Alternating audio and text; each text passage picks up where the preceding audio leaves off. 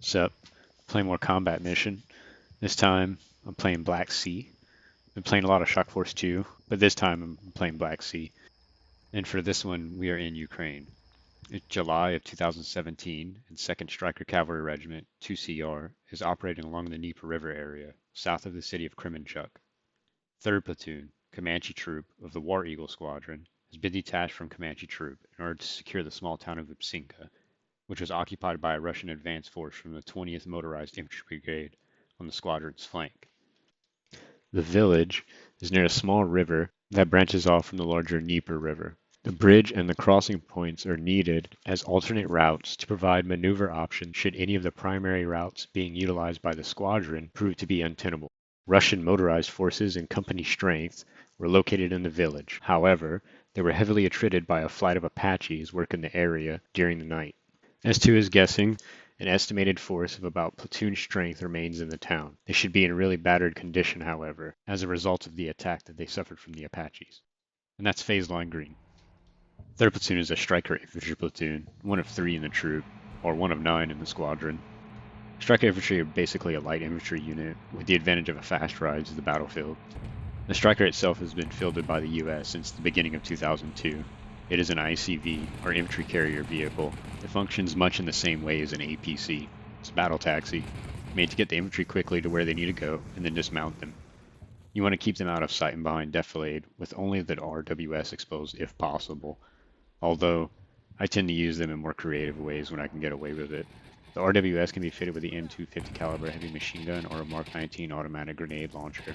It's cool because you don't have to expose a gunner, because the gun system is the only thing up there, but to reload the gunner has to expose himself, so keep that in mind. It has weapon stabilization, thermal cameras, and a fire control system. The RWS also mounts 4 smoke grenade discharges for deployable concealment. ERA tiles, or explosive reactive tiles, can also be equipped on the vehicle, and this provides additional protection against shape-charged heat weapons.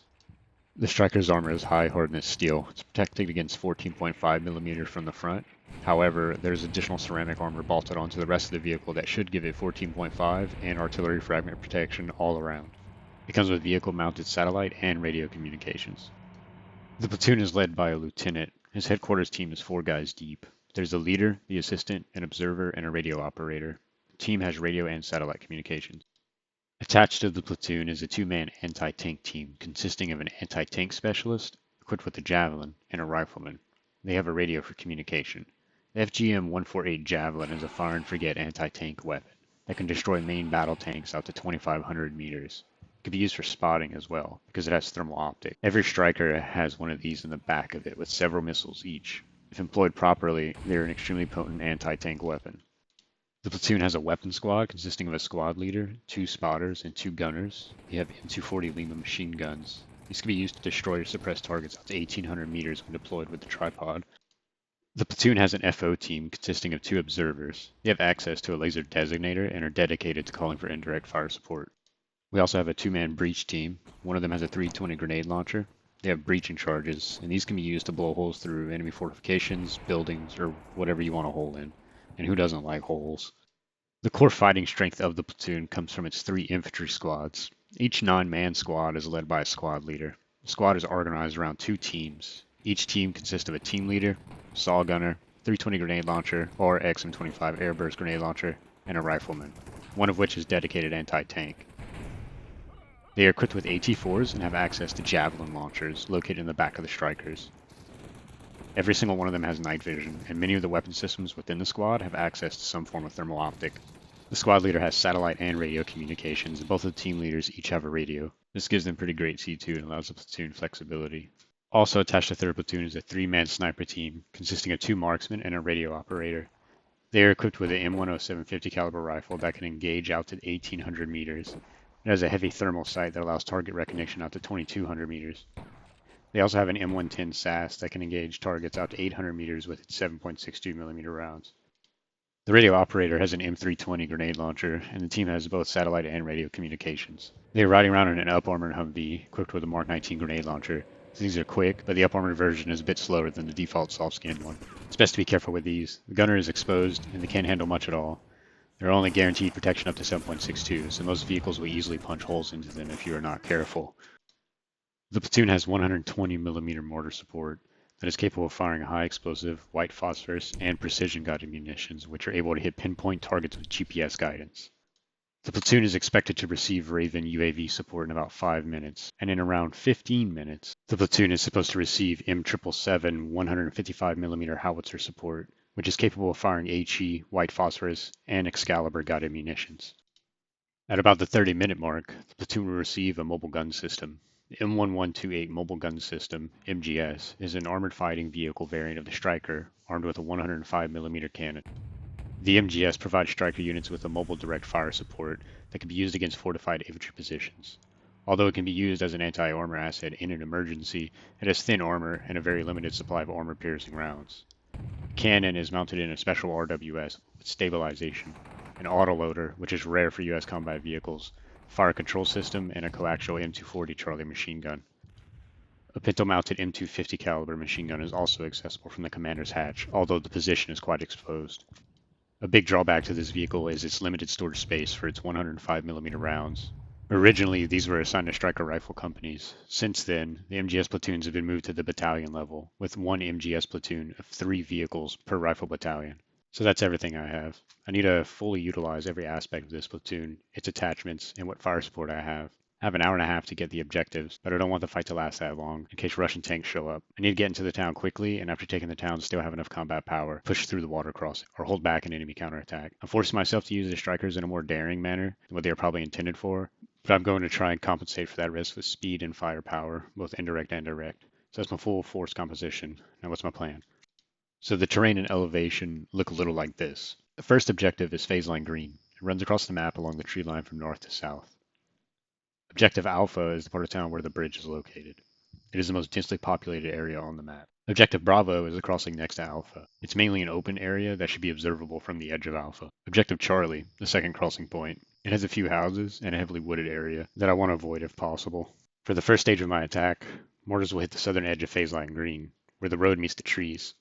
After the barrage, 3rd Platoon will bypass the houses to the south and then enter the field, crossing phase line green on its southern edge. This is checkpoint 1. Next, 3rd Platoon will form a quick perimeter and then take the house on the high ground between Alpha and checkpoint 1. They will establish a sniper/anti-tank position. This position will stay here if possible for the remainder of the operation, providing an anti-armor screen that will allow the rest of the platoon to focus on the attack. The rest of the platoon will then push into Alpha under the cover of friendly artillery fire. Once clearing through Alpha, the platoon will reorganize and then push to checkpoint 2, again using artillery fire on the objective before pushing in and securing the first crossing point. The platoon will then remount and push to objective Charlie. I will most likely have to split the platoon at this point. If so, I'll keep all the vehicles on the east side of the river. Strikers tend to get stuck easily, so I don't want to risk it in the water crossings.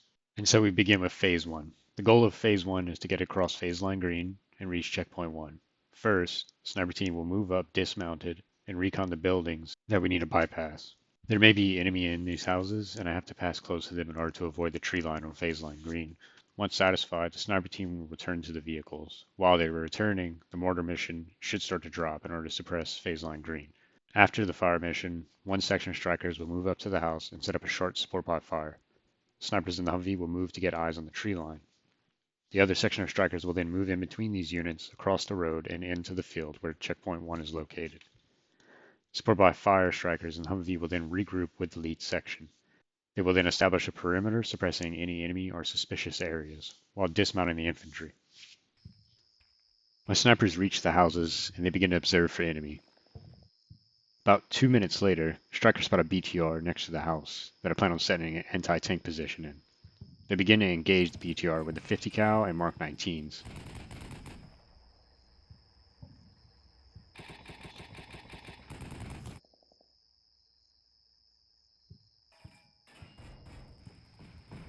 Without firing a shot, BTR decides that it's had enough, and it reverses back into deflate after taking several penetrating hits.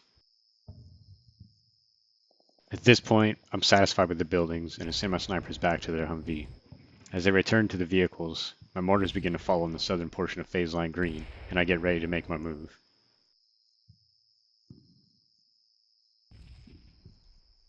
After the fire mission, the first section of 2 strikers begin to move up and establish their short support by fire position.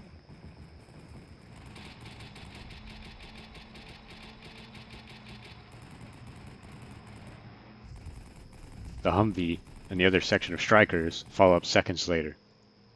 During this move, I have everyone firing, even the air guards, hoping that with all of this fire, I can keep whatever enemy might be hiding in the house from shooting back.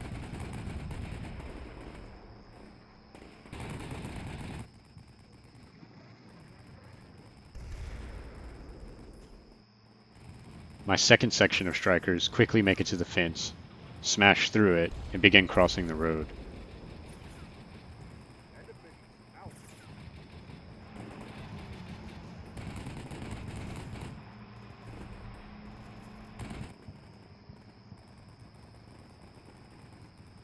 I then begin to collapse my support by fire, and they fall in behind the lead section and cross the road into checkpoint 1.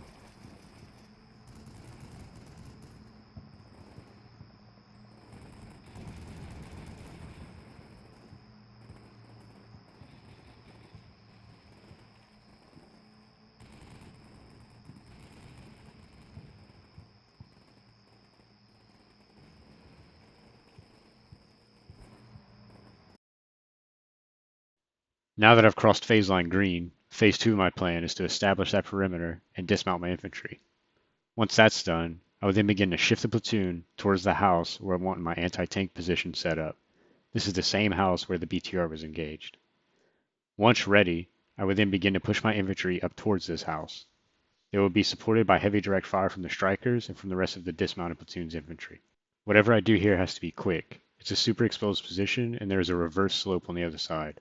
I don't want to commit to going past the house until my artillery support arrives. This house could be an enemy TRP, so I don't want to keep the full dismounted platoon up there. After taking the position, I will pull most of the platoon back, get them remounted in the strikers, and wait for the artillery to arrive before pushing. So I begin to get a quick perimeter up and dismount my infantry. While the infantry are dismounting, I'm suppressing essentially anywhere that the enemy could be. My infantry start their push into the house, while those that are staying behind provide suppressive fire and keep an eye on the platoon's flanks. One of the squads is able to get up to the house, and I continue to suppress with the platoon strikers and infantry.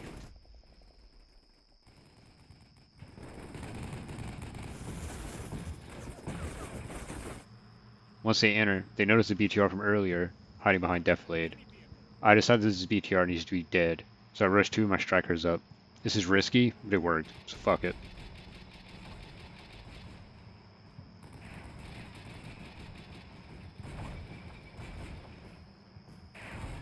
The infantry then spot another BTR about 100 meters to the west. They begin firing an XM25 at it and get a penetration, but it remains unresponsive. I then pull back my strikers because I begin to worry about being shot in the flanks. I begin pushing up the rest of my infantry in order to secure the area around the house. The Russian crewman is spotted beside the knocked out BTR and is killed.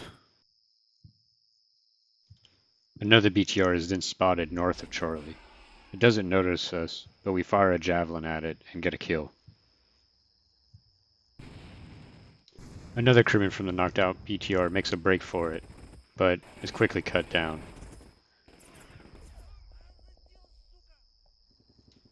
The guys then fired an AT-4 at the BTR, getting a penetration, but then knock it out completely with a javelin. The last surviving crew member of the BTR attempts to surrender, and I begin crawling some of my infantry up to see if they can spot anything on the edge of town where I intend to make my entrance.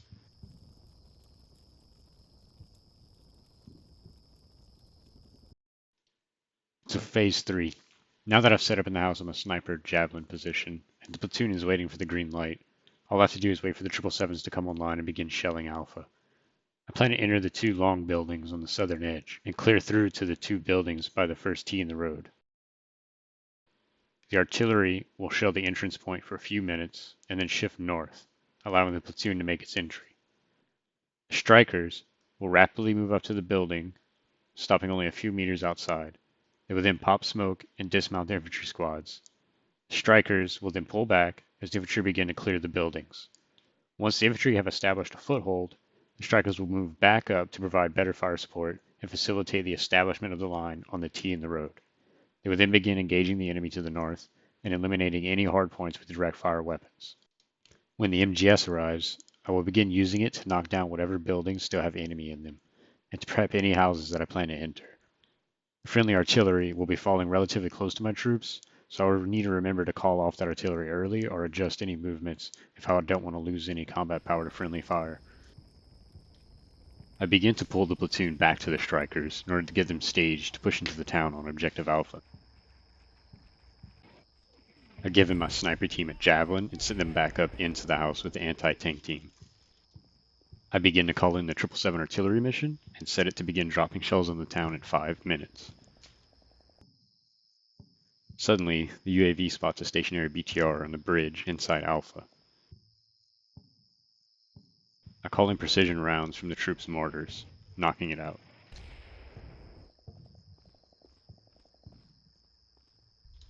My snipers then begin to spot Russians retreating from the tree line on phase line green and towards Charlie. I don't get any shots off on them, but it's nice to know.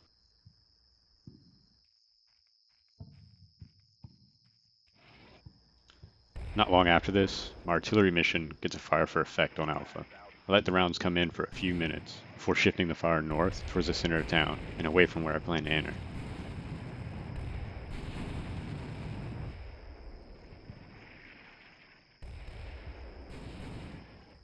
After shifting the fire, 3rd Platoon begins its push into Objective Alpha.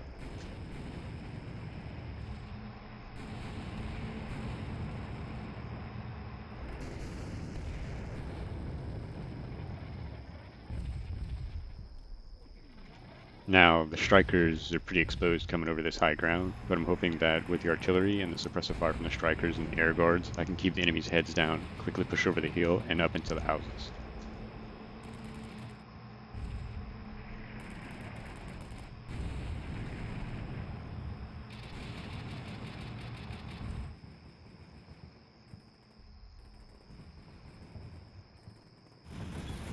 The strikers make it up to the houses without incident, and they begin dismounting the infantry squads and popping smoke. The friendly artillery is coming kind of close to my dudes. I should have shifted it north and begin to worry about taking friendly casualties from my artillery. I am receiving some small arms fire from the Russians, but it's barely anything, and with all of the smoke and the dust, I don't think they can see much.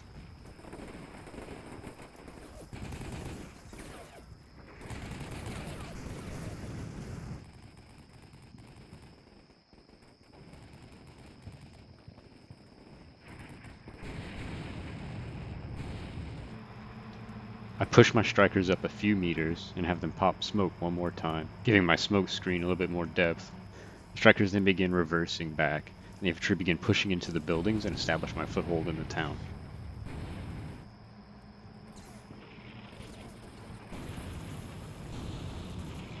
Most of the Russians found in the rooms are broken or panicked, and my infantry squads begin clearing the rooms with frag grenades.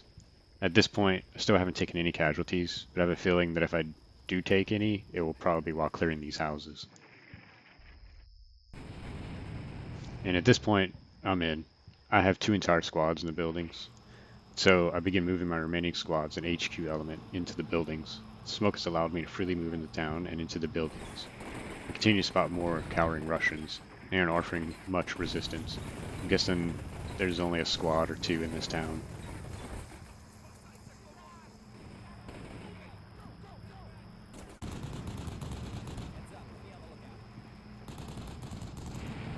I begin to move my strikers back up online, and they begin reducing any enemy hard points that I run into during my push north.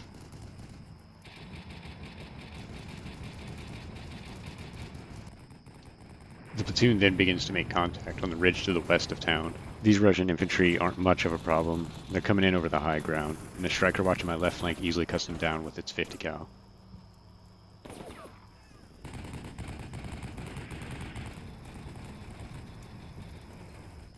Sniper team back in the AT position begins to join in. They get kills on the ridge,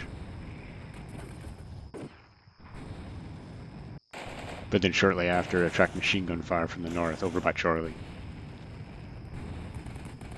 One of the strikers takes down a house with the Mark 19. The surviving members of the squad that were inside eventually make a break for it, but they get fucked in the process. All of a sudden, my AT position begins to spot T-90 tanks coming over the high ground by Charlie. The AT position quickly readies its 2 javelin systems and begin taking the T-90s out before they have a chance to join the fight.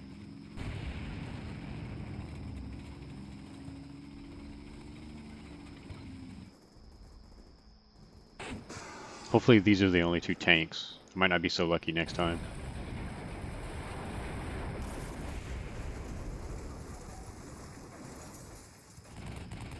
The enemy infantry continue their suicidal advance over the ridge to the west. And 3rd Platoon continues to push into the center of town.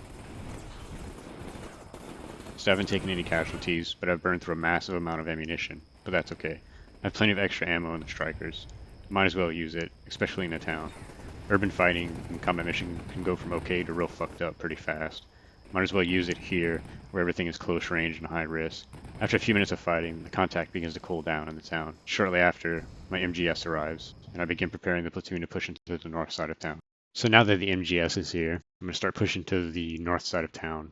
The artillery fire will be shifted further north to Objective Bravo. When this occurs, I will make my push.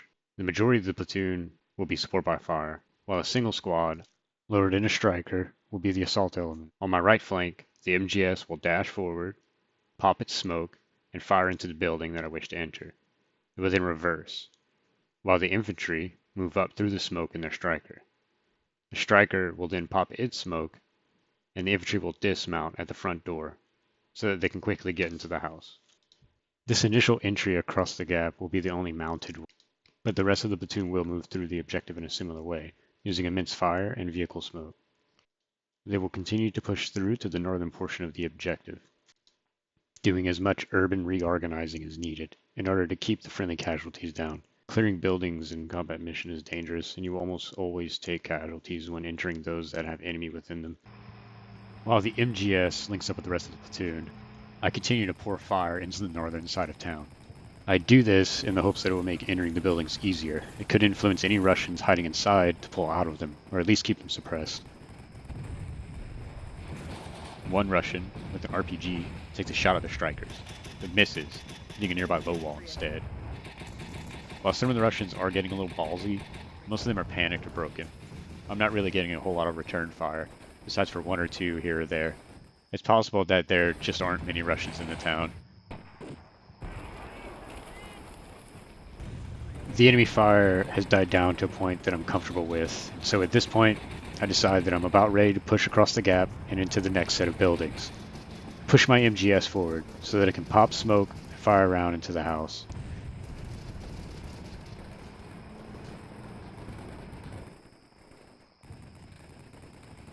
Immediately after, striker loaded with the assault squad rushes forward. It pops its smoke and dismounts its infantry, who then quickly rush into the house.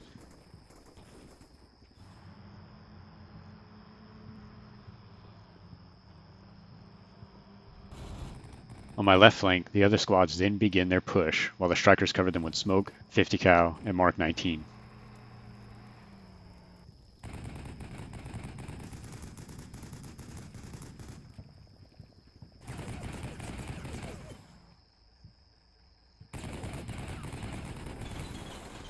As I'm pushing through the town, I'm encountering Russians, but most of them are stunned and so are easily taken care of. I've been firing non-stop with the entire platoon pretty much since entering the town. During this entire push, I'm firing the MGS's cannon into most of the buildings that I intend to enter. As I'm defeating the last pockets of resistance in Objective Alpha, my sniper spotted BTR to the north on Charlie. They fired javelin, resulting in another Russian vehicle being knocked out.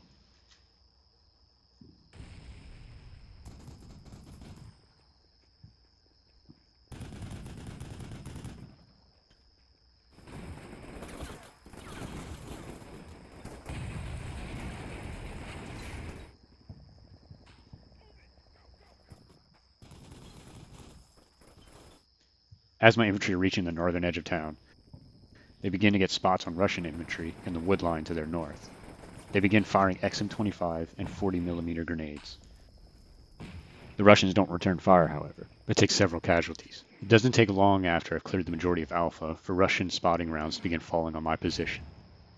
So, I decide it's time to move everything up to the northern side of town before the Russians can get a fire for effect on my platoon. Because of how bunched up the platoon is, I would surely take several casualties. After moving the strikers up, what Russian squads remain in the woodline are quickly spotted by the thermal optics of the RWS. They begin to take casualties and are forced to fall back towards Charlie. The Russian fire mission then begins to follow my previous position. This could have been bad if I would have not have previously noticed the spotting rounds.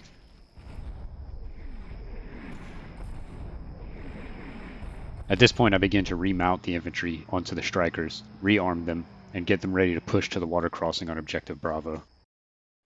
Now that I've regrouped and reorganized, I'm ready to push the last two objectives.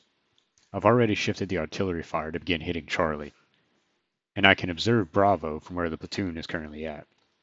It's only maybe 200 meters away, and so I will move the platoon up, dismount a squad, and I'll quickly take that objective. The majority of the platoon will stay mounted and observe.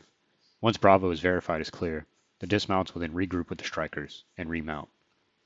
The artillery fire will then be shifted to the north side of Charlie. After the artillery has shifted, the platoon will then move up. They will pop smoke and dismount the infantry. The strikers will hang back while providing fire where it is needed. At this point, my artillery mission should start hitting Charlie. After that artillery fire has been lifted, the dismounted squads will then push on both sides of the objective towards the last crossing point. All strikers will stay on the east side of the river. I don't think there are many enemy left, and with the Raven, I've spotted infantry withdrawing towards the northern border of the map. I'm guessing that there's only around one squad remaining. So far, I have not taken any serious casualties, and it would be a real shame if I were to lose one here. The platoon begins to push towards the water crossing on Bravo, when one of the strikers hits a patch of anti-personnel mines. This fucks up the tires and slightly wounds both of the air guards, but the rest of their platoon's vehicles quickly get to Bravo without incident. I dismount a squad of infantry and push them to take an undefended Bravo under cover of the strikers. As my squad is moving back, Russians begin shelling my previous position with anti-personnel artillery rounds. I quickly remount the squad, and the platoon continues its push towards Objective Charlie.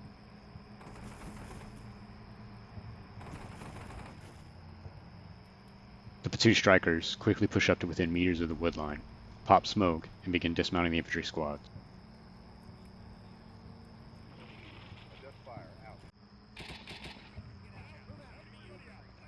They begin to take small arms fire from Russians 50 meters into the woodline.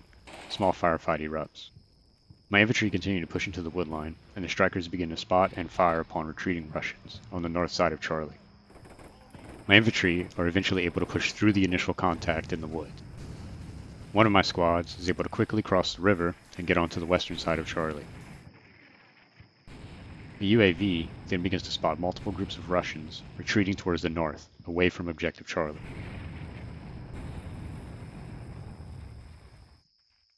I'm quickly able to gain fire superiority over and isolate or destroy the remaining Russians.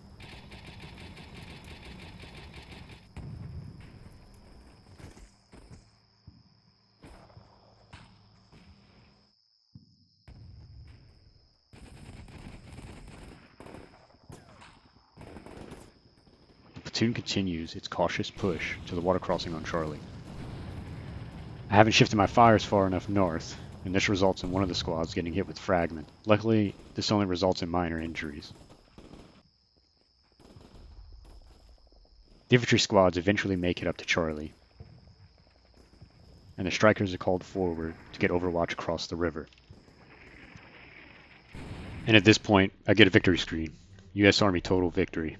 I've achieved all objectives, and I haven't lost any guys or vehicles, which is quite rare. I have used a lot of ammunition, however, and this has resulted in 52 Russians being killed and 20 being wounded. They've also lost 2 T-90 tanks, as well as 5 BTRs.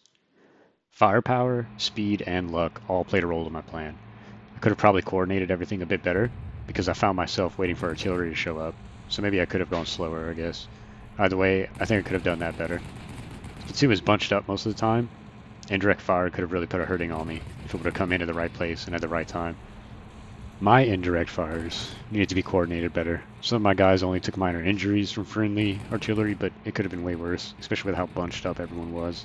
All it would have taken was one 777 round to hit in the right place, and I would have lost probably 2 squads worth of guys. But I used it, and I used it throughout the mission. The artillery mortars most likely degraded an already degraded enemy, to a point that allowed me to get away with this amount of risky tactics. The anti-tank and sniper position was crucial. Those two T-90s would have gotten into alpha, and they could have caused a lot of trouble for me. Speed, surprise, and reckless tactics usually won't work, but sometimes they will, especially when used against an AI opponent. Either way, I hope you liked the video, like and sub my shit if you enjoyed it, and have a good one.